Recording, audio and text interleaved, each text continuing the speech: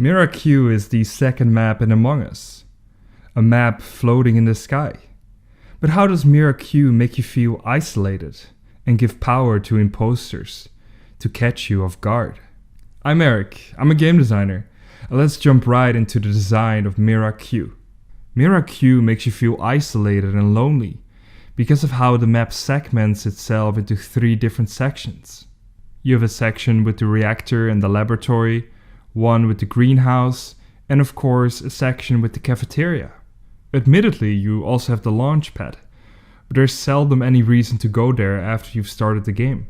Because these 3 major areas are separate from each other and have quite a bit of distance between them, you have a very simple selection of choices of where you could potentially be going, but the decision itself is difficult. The moment you commit yourself to one specific area, it is hard to reset. You're inevitably going to expose yourself to danger if you decide to go back all on your own. This is exactly what Mira HQ is designed around. They want you to separate. Instead of sticking to a group and collectively walking around, you are forced to split up. Otherwise, you'll never be able to finish your tasks. And because communication is limited, it is difficult to determine where you should be going. This is also influenced by where all the other crewmates and potential imposters are going. You want to stick with them to be safe, but you also want to and need to finish your tasks, which means you're eventually going to split up, and this splitting up will provide a grand opportunity for the imposters to take you down, which is also communicated through the vents within Mira HQ.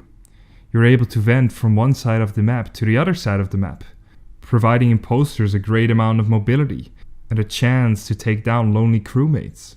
Since all vents connect to all the other vents of the map, you can practically go anywhere, but this is beautifully balanced by the map design.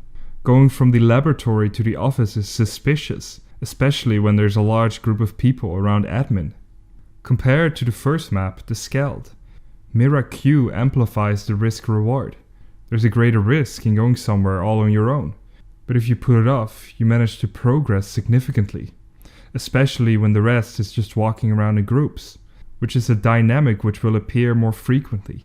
People sticking together, going to the same segment, because they are afraid of the potential consequences.